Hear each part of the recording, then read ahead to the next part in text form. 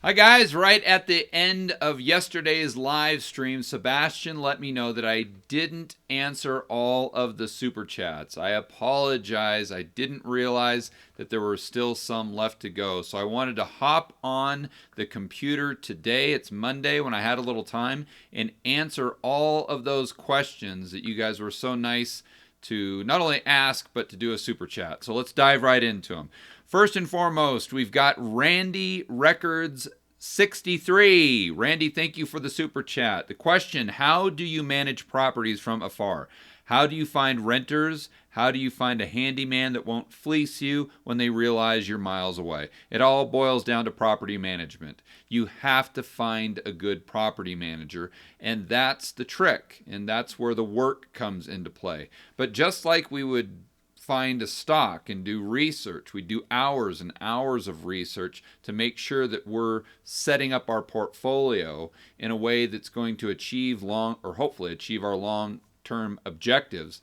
We've got to take some time out of our schedule and find good property managers as well. You have to fly out there, you have to interview them. I've actually got videos on how I personally interview property managers to make sure that you're kissing as few frogs as possible, which you absolutely will do. If you wanted to use Hartman's service, jasonhartman.com, check that out. He kind of pre-screens the property managers for you. But it's definitely something you can do on your own, especially if you're an entrepreneur or a former entrepreneur, where you've got a good eye for reading people and figuring out what vendors are going to do a good job and be there over the long term. And from a vendor standpoint, from a property manager's standpoint, they want your business.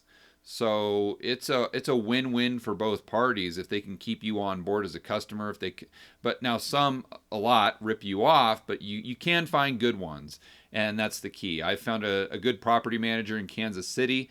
I have good property management in Colombia. Everywhere where I own property, I've been able to find someone that's acceptable. That said, it doesn't happen overnight.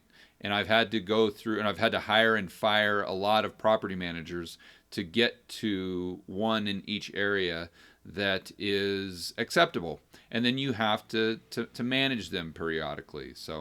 But again, a lot of people look at buying stocks as just kind of this passive thing.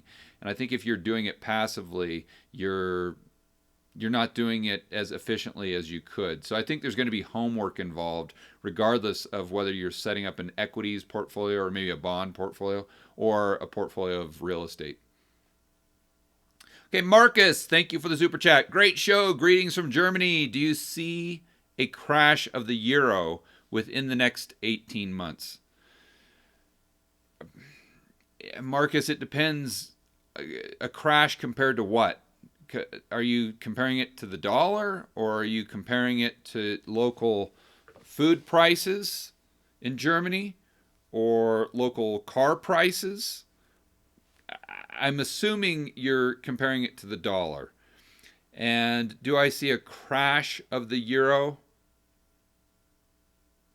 See, what's interesting about the European Union is you have negative interest rates.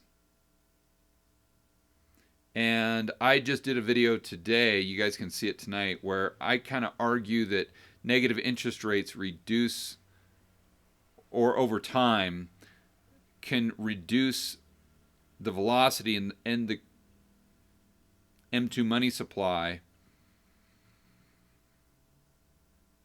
And again, it doesn't always happen this way, but if that were to happen, you could see price deflation. And if there's fewer euros, then it would depend how much euro debt, how much dollar debt. Boy, there's a lot of moving parts right there, Marcus. There are a lot of variables. I don't see a crash of the euro. I mean, could it go down to parity? Sure. But I don't know if it's not going to be cut in half, in my opinion. Or I shouldn't say it won't be cut in half. Anything is possible. But I don't think it's probable that you see a crash, although I do think you could see a decline in the euro relative to the dollar. Shotgun, thank you for the super chat. Where can we find charts that show inflation in housing, stocks, etc.? Your thoughts on Vegas housing market, just non-cash out refi, 264 at a 2.75 interest rate? Wow. Okay. Yeah, I that's cheap debt. I'm assuming you're getting a fixed rate. And if you can get a fixed rate at 2.75, wow, that's fantastic. So let me focus more on your. Where do I get charts? It's just Google.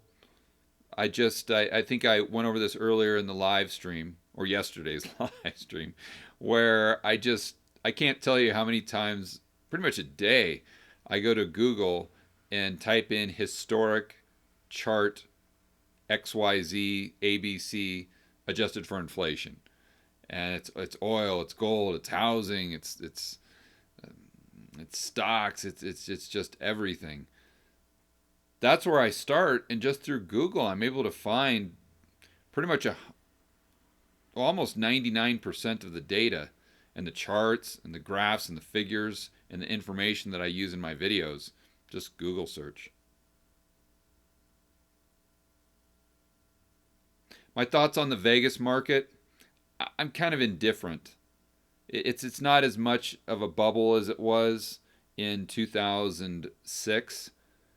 I would say the US is as a whole, but I don't think Vegas is. Vegas hasn't gone up that much. Is it cheap? No. Still not cheap. I don't think the RV ratios are very good. So I don't really have an opinion on it. That said, if you can find a motivated seller and still get a 1% RV ratio, then I like it. Everything's a function of price at the end of the day. Revival 305, thank you for the super chat. How do you find charts? Wait a minute here. I think, okay, Revival, I just kind of answered that question. Revival says, how do you find charts specific home adjusted for inflation, resources? How do you determine real price of house? Just, there's the one chart I always use. It just pops right up. Just Google home or housing prices or home prices, US adjusted for inflation, and then click images, and there you go. It might not be the first one, but you just scroll through a little bit and you'll find it. It's pretty easy to find housing charts. And if you want some more extensive housing charts, you might want to follow Danielle DiMartino Booth on Twitter. She's really in the weeds with the real estate market, not only residential but commercial, and she often throws out a lot of good charts as well. But again, just simple Google. You can find almost all the information you need. Zach, thank you for the super chat. If you have a $1.5 million net worth in cash, what percentage would you want to put in gold versus Bitcoin versus keeping in cash? So I can't give you specific investment advice, Zach.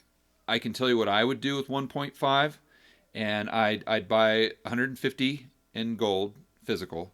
That's my insurance. Boom, I'm done. I would take 150 and I'd go into speculations. So if your favorite speculation or the only thing that you would personally consider as a speculation would be Bitcoin, I like some others just as much, if not a little bit more.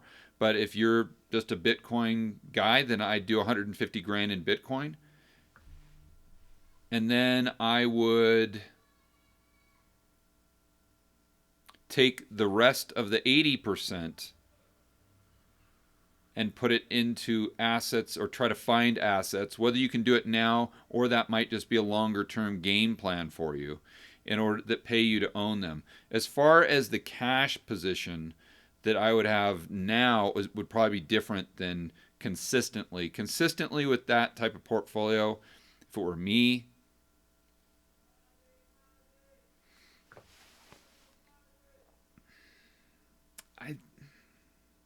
I'd say maybe 300 in cash, but right now I'd probably have more cash.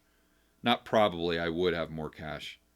assuming that I had enough cash flow coming in from my investments to pay my bills, because that's one thing I really, really do not like, is when I've got to dip into my savings or what I've accumulated or my portfolio in order to pay my living expenses. That's like the worst thing for me. So as long as, and you can do that two ways, obviously through the amount of money you have coming in and then managing your expenses. Obviously, one thing I do is I don't spend too much time in the United States. Now, I probably spend a lot more than most people do, even living in the United States, just because I travel so much. But if I didn't travel, living here in Medellin, Colombia, oh my goodness.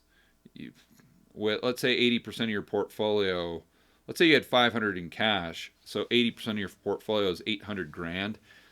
I mean, even at a 5% or 7% return or cash flow on that positive cash flow, so let's say you're just getting 50 grand a year. I mean, in Medellin, 50 grand a year. Oh my goodness, you're living the high life, my friend.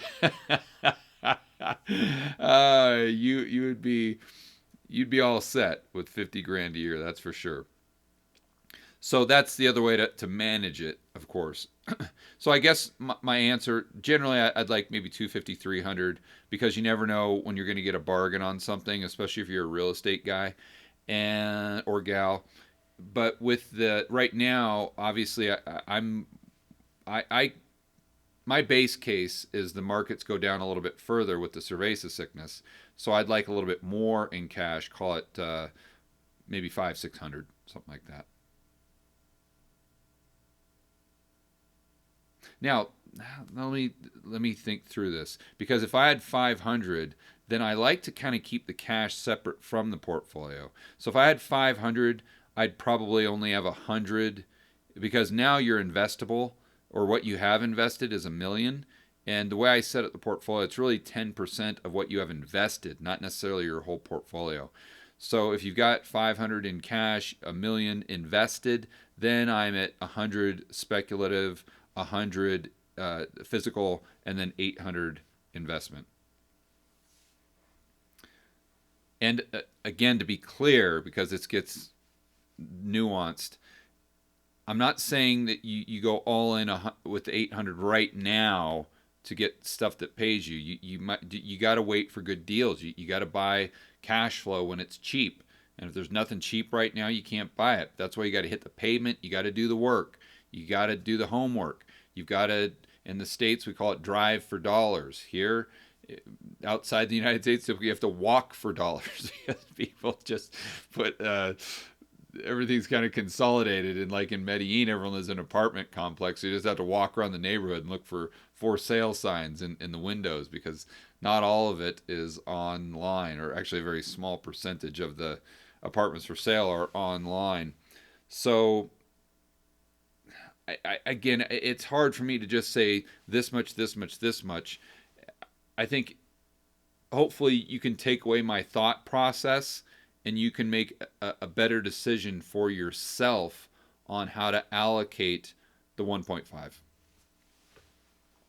Emilio, thank you for the super chat. Hello, George. Would you recommend Portugal as a safe country when it hits the fan?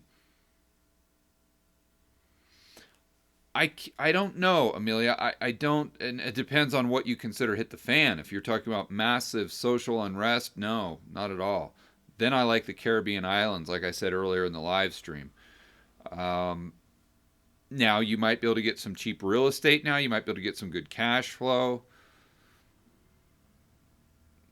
But I don't know. It depends on how you define it hitting the fan.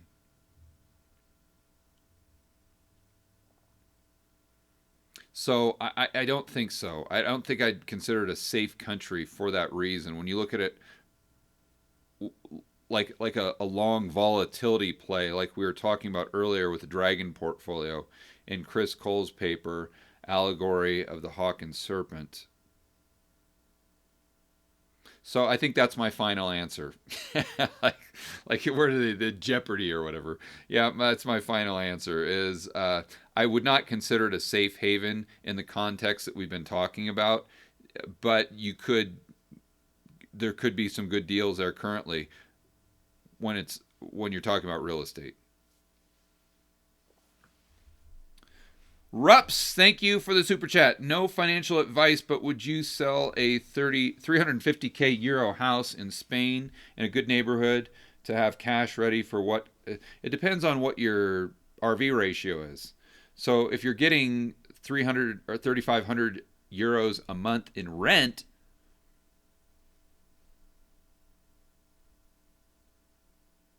mm, probably not. I'd just set up a line of credit against it that I didn't have to use, therefore I didn't have to pay for, unless stocks or whatever asset class you're looking at drops so much that it makes sense to use the equity in your, was it a house? Yes, in your house to buy the assets or the cash flow because they're so cheap. Again, I don't suggest everybody doing this because I'm not a big fan of just leveraging up to the hilt.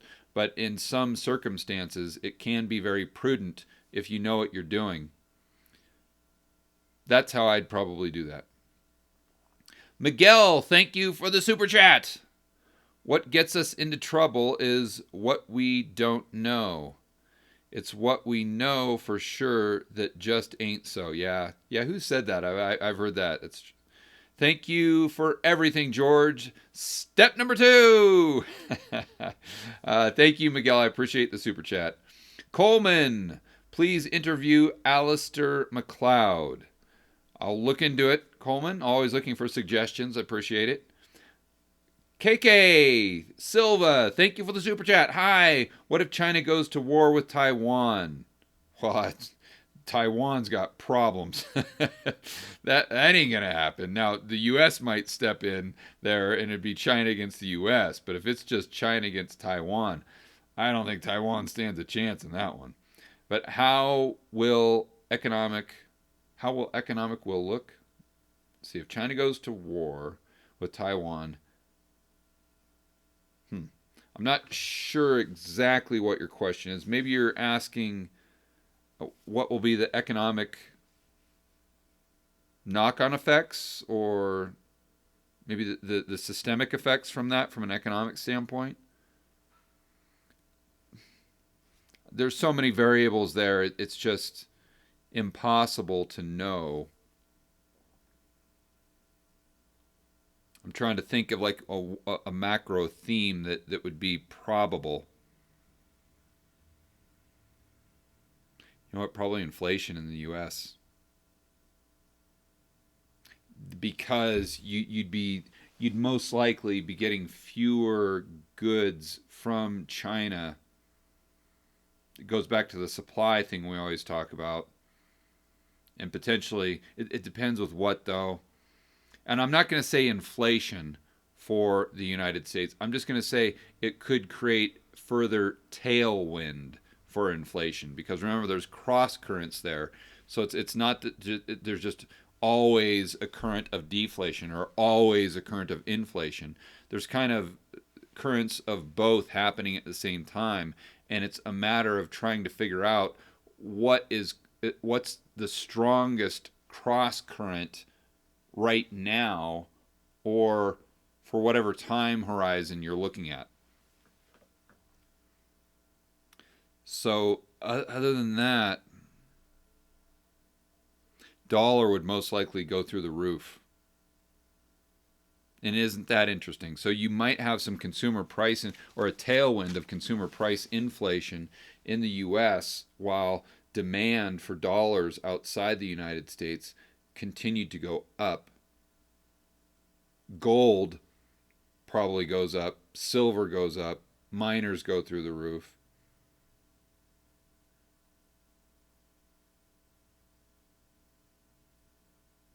Not sure oil.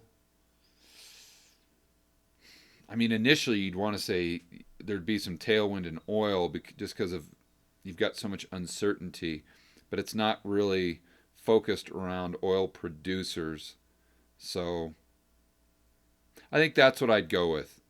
I'd say probably the dollar would get some tailwind, consumer price inflation in the U.S. would get some tailwind, as would gold and silver, and probably probably Bitcoin as well, because you'd have a lot of Chinese just trying to get money out of China or Taiwan as fast in any way they possibly could. So that would probably give some tailwind to Bitcoin as well.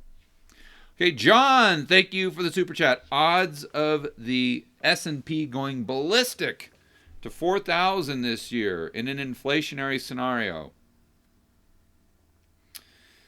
I don't think it's likely just because inflation, if the inflation you're talking about, John, is 10% or less.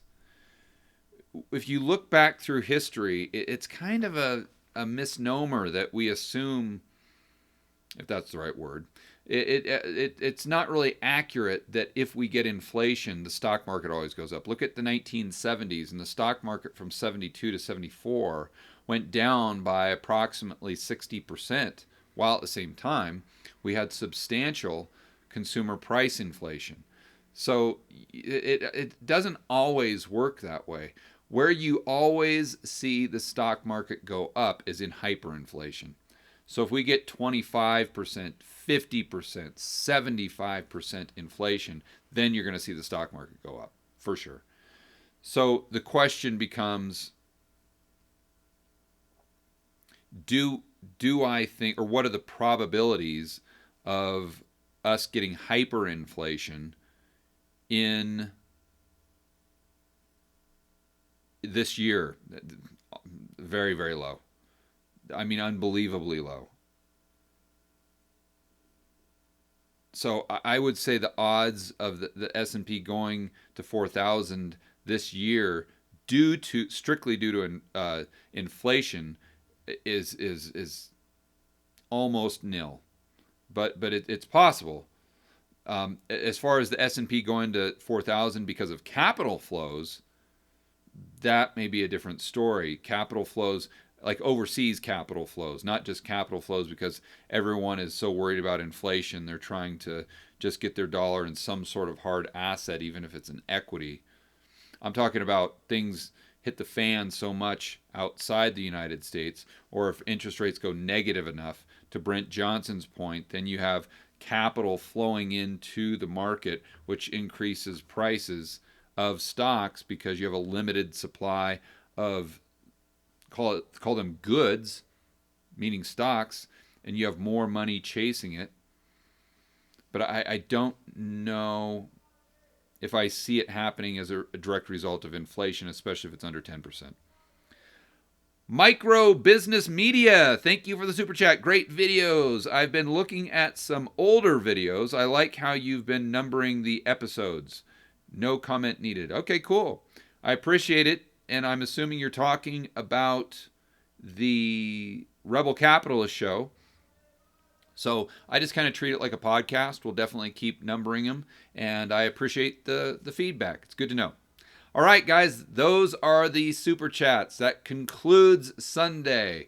I appreciate you guys tuning in. And if I didn't get to your super chat when it was live, I sincerely apologize. Hopefully, you were able to see the answer to your question on today's video. Appreciate you guys watching, and I'll see you on the next video.